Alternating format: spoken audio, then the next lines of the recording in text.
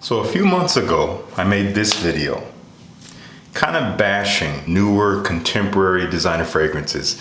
I mean, it's in the title, new designer fragrances are a waste. Very inflammatory, I know, but I can't lie, it's something I genuinely believe. They're not trying anymore. I've talked about this in other videos. One video where I talked about clones and my opinions on it, that was just like a month ago. I mentioned that the designer market has essentially stripped artistry out of perfumery. In the designer market, that is. They're not focused on that. That is not their priority anymore. They're trying to make sales, profit, they're trying to be popular. And that's why we see all these flankers. That's why we see rehashings of the same old stuff, following trends. It's clear what they're doing. It's written on their sleeve, they're not hiding it. And to that end, as I've said many times on this channel, I don't believe that it's worth it to sit there and wait for every new designer release to come out and get it, because it can be wishful thinking to hope for something new. Now, if you're not looking for something new, then don't even worry about what I'm saying. If you're excited about new designer releases, so be it, but I'm looking for new stuff. So today I actually want to focus on the positive side of the argument, rather than saying, don't go check out these brands for these reasons, even though I will say Chanel, we're still waiting on something new. Still waiting. It's just been Bleu de Chanel for like a decade. Give us something new DNA, please. We're ready. I just want to focus on the designer brands that I'm enjoying, that have some newer releases, maybe some not so new releases that I think are still worth checking out. For those of you who are exclusively looking at designer fragrances, you're not ready to take the dive in the niche, and you're looking for something that is going to capture your interest. Hopefully you'll find something in this video. You'll probably find some stuff you've seen before and tried before, but maybe some new stuff.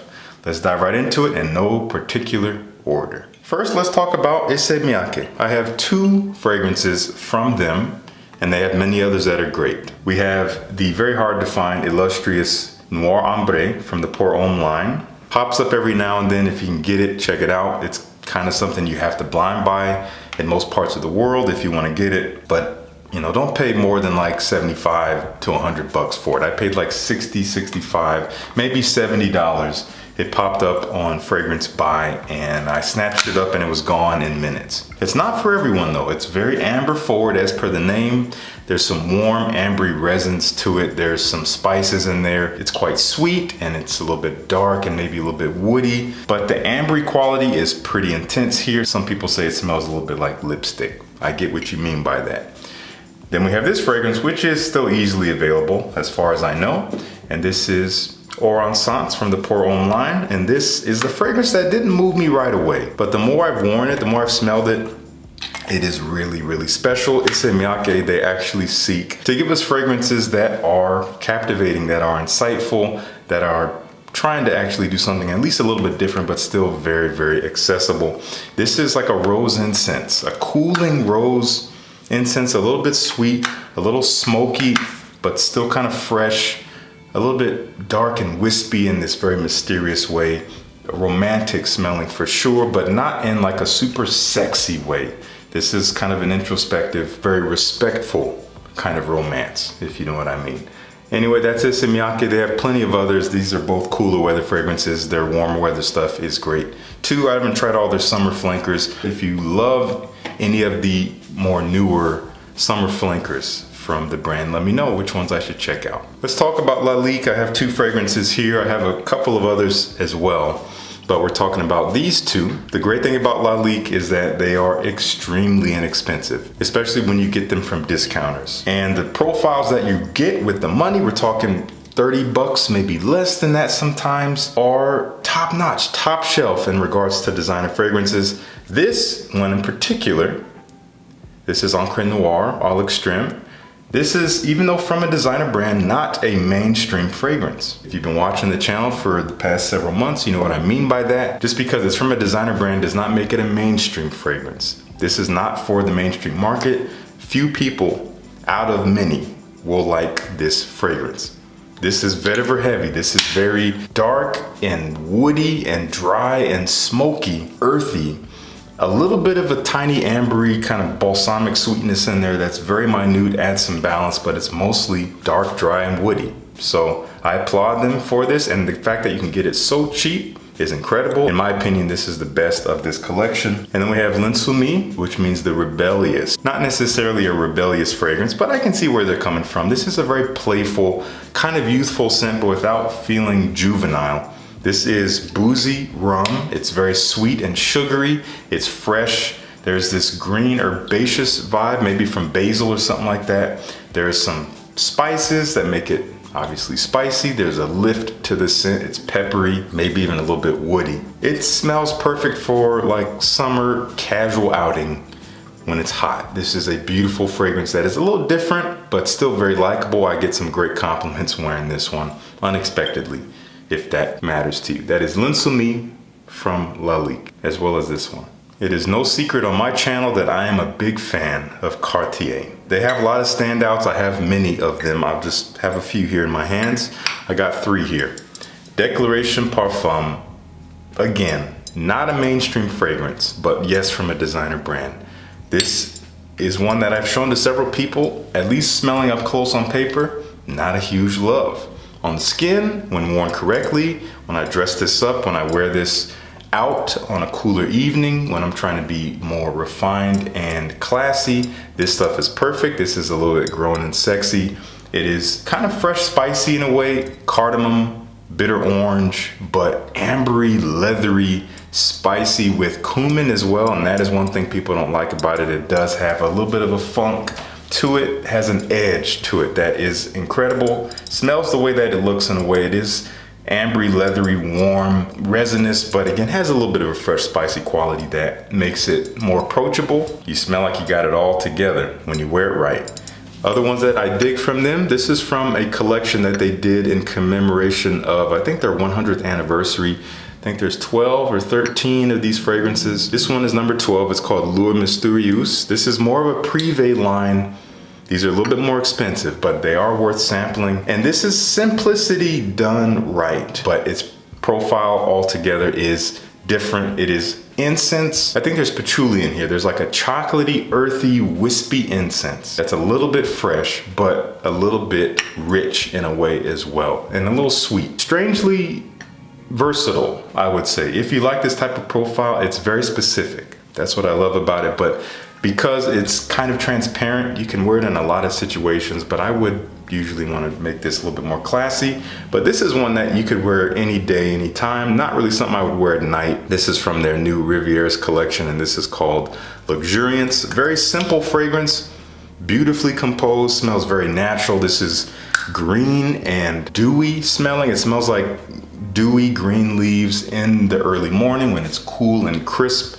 Very fresh, very uplifting and bright without being overly citrusy or fruity or anything like that. Very understated, not gonna last a long time, something to just refresh yourself on a day out, or just sitting at home if you want to smell green and clean for a few hours. This is a great way to do it. You can always find function with lighter fragrances like this if you love them. But that's the House of Cartier. Could have talked about many others like the Pasha line, which is incredible, Lanvin, which is incredible. We can go on and on.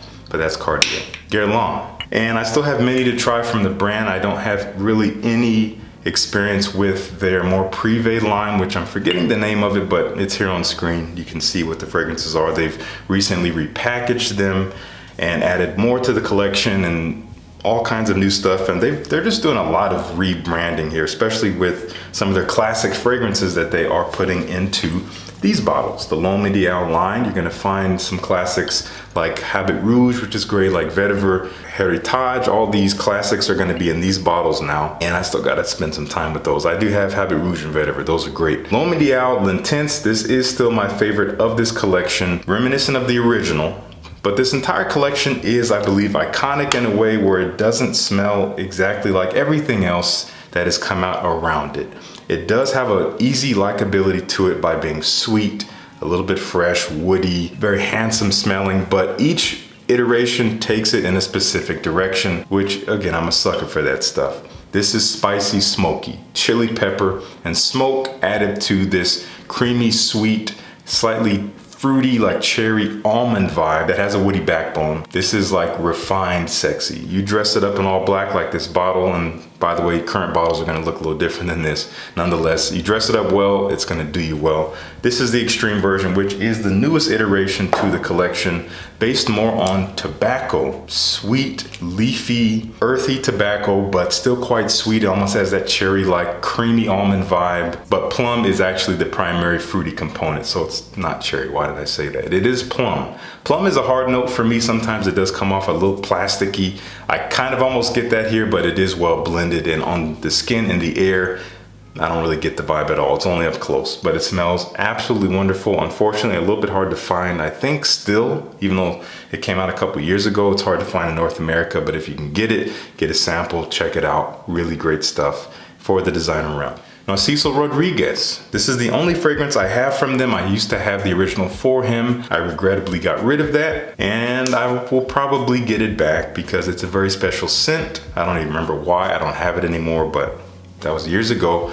But this one is from a line that I kind of overlooked before. This is for the Blue Noir line. This is the For Him Blue Noir Eau de Parfum. The Eau de Toilette was one I didn't really care for when I first smelled it, but I think I've come around to it. Perhaps, at least, if this is indication of anything, I might like the Eau de Toilette. But this does smell very similar to the Cartier Declaration line, the original Declaration, which is what the parfum is based on, as I was talking about earlier. Fresh, spicy, a little bit bitter and woody in a way, but this takes that and makes it smoother, rounder, a little bit sweeter, and definitely muskier, making it a little bit more sexy, a little bit more modern, a little bit less mature smelling perhaps, but still quite versatile. If you like the scent, I think it works perfectly as a professional daytime scent. It also works beautifully as kind of a sexy, mysterious, slightly more refined, but not terribly formal nighttime scent. Really, really good stuff. I love Narciso Rodriguez. They do try to do different things. They've really been focusing on their women's line, which I don't have a ton of experience with, but I have gifted a few of those bottles to family and friends, and they absolutely love them. A lot of people speak highly of the women's fragrances, even though they seem to turn out flankers a lot, but I guess they're really good. I need to spend time with them. But I do love how careful they are with the men's line. Each release seems to be very well crafted and thought out, but we could use a few more. Keep them coming. I still got to try the parfum version of this. I hear it's great. Margiela.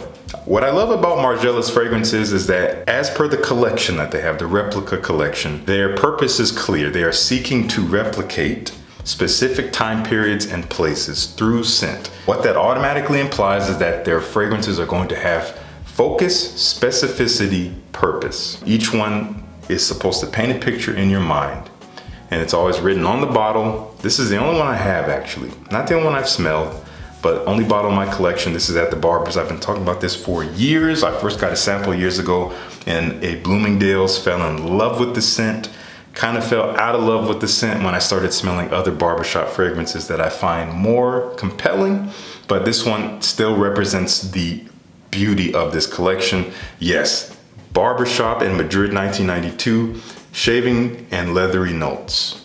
That's what you get. It's very specific. It does smell like clean shaving foam, fresh, spicy, creamy, sweet, herbaceous, with some leather in the base that gives it a little bit more of a masculine depth to it, but still a very easy and accessible entry into the fougere genre, which this comes from. Again, not the most interesting of the genre, but a great entry point. I love Margiela for that. I've been meaning to check out more of their newer stuff. One that I did like a couple years ago was Whispers in the Library. I might end up picking that one up. That one I found really beautiful and transportive, and they have plenty of others that, again, are really popular here. Jazz Club and By the Fireplace, there's plenty of others that are popular. Also want to try Autumn Vibes. I hear that's nice. Anyway, that's Margiela. Dior. Dior has an asterisk, because I don't like that they are trying to supplant the trailblazing beauty of some of their more contemporary fragrances within the last decade or more, like the Dior Homme line. We've talked about it to death. Yes, they've kind of pushed it to the back burner. It's still kind of there with a new name, Dior Homme Original, but now they have Dior Homme, which is not Dior Homme Original, but it's now, anyway, you get the idea. It's confusing, so I don't dig that. But I can say that what they're replacing the original line with isn't terrible. It's actually very pleasant, very easy to wear, very likable. That's what they're going for, but also not completely like everything else that is coming out as trendy and new from designer brands. It is still very much Dior. They still put a stamp on it. They say like, yes, you can wear this everywhere and everyone's gonna like it on you, but it's a little bit different. So I dig that. This is one iteration of that. This is the new Dior Homme Sport that came out just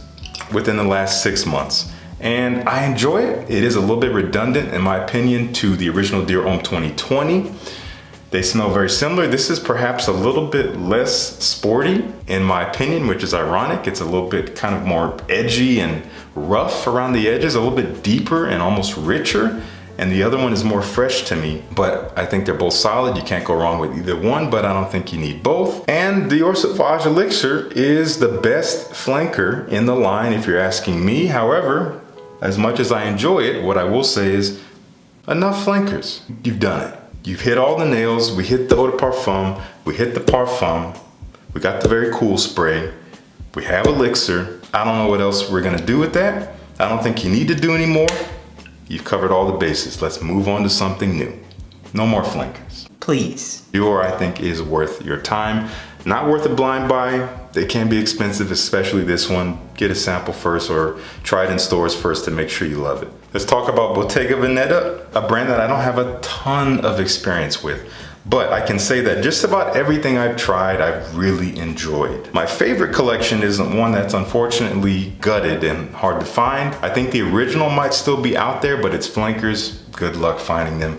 I only have this flanker. This is from the Pour Homme line. This is the extreme version, which is wonderful. Not really an extreme take on the original, but just a reproportioning of the ingredients. It's less piney fresh and green and more dark, kind of earthy, supple leather, but still has a lot of the same constituents. It's very old school in a way while still being modern. It is a little fresh. It's kind of, again, earthy, dark, leathery, woody, very handsome smelling for a very particular type of person though. But I love that it has specificity. This is something that might be a little bit more accessible to most people, and it's definitely more accessible to find because it's just everywhere. This is the Illusion line, and this is very citrusy. This is woody. It's simple, but still beautiful and still a little bit different. Something you can wear anytime. It's casual. It can be a work scent if you dress it up or something like that. It's very classy. It's very easygoing. Anyone could enjoy this. There's some flankers I haven't tried, but I do enjoy the original. And I found it for a decent price online, but it's still not heavily discounted. So I wouldn't say just go out and blind buy this stuff. Sample it if you can. Again, it's not anything super different, but it is definitely not trying to follow the trends of catching the youth and, you know, raking in a ton of money. I can appreciate that. Let's talk about Hermes. One that I do have is H24 that came out a couple years ago. I've talked about it a lot lately, so I didn't want to put it in this video, but I've grown to enjoy that one more and more. It is very simple, it is very stripped down, but it does have focus and it is a little different from the rest out there. It's some green, metallic, fresh, masculine leaning fragrance that is very, very versatile, but still very much Hermes. And I did recently purchase the new Terre d'Hermes flanker, which is on its way. I'll have it in a week or so, maybe less, no, about a week's time. But the original is still out there. It's still a bestseller for a reason. It is still a masterpiece that is utterly timeless, but you have to love vetiver. I didn't always love this. As I've said, when I first tried it, I was appalled. I had to get away from the area in the store where I sprayed it because I didn't want to be associated with the scent. It is an earthy, spicy orange. That's a little bit fresh, very, very elegant. Still kind of sexy in a way. Even though it can come off a little bit mature, I think when worn right, this can be really, really sexy to the right crowd if you're looking to enhance your appeal in that way. But dress the part, dress it up in a collared shirt or something like that. It's gonna kill him. You might be wanted for murder. Make sure you can run fast. And we also have this classic here, timeless as well, Jardin sur le Nil. Both of these were composed by Jean-Claude Ellena, the former in-house perfumer at Hermes. He's now retired. This smells like a beautiful meadow with vegetables, grass. It's green, it's watery from lotus flower. There's some carrot in here. Such a different fragrance that almost doesn't smell like something you would wear on your body. It smells like nature, but it's still very uplifting and very refreshing to wear on your body. Perfectly unisex. Definitely not an attractive scent, I would say. This is a transportive scent. If you want to wear a fragrance for you, this is a great one to check out. Still not all that cheap, even though it's been out for so long. Even this tiny little 30 ml bottle is not gonna be super cheap, but if you can get a sample and you love it, it might be worth it. But that is the House of Hermes. I think they're still doing some good stuff. We still got some good stuff. We'll see about this new flanker. I will report back on that. In fact, maybe by the time you see this video, I will already have it. We'll see. And finally, Tom Ford. I have not smelled some of his newest stuff, like the new Fume. What is it called? It's on the screen. I haven't smelled that. I've heard mixed things about it, but I heard a lot of people do enjoy it. It is definitely decidedly different. It is not a sweet, warm, fresh, easygoing, sexy perfume from what I've heard. Tom Ford doesn't really do that as a designer. We have his classics, something like Tuscan Leather, which literally changed the game. Nothing smelled like this before it came out. It has made a shift in the fragrance market. How many brands have something that smells like this?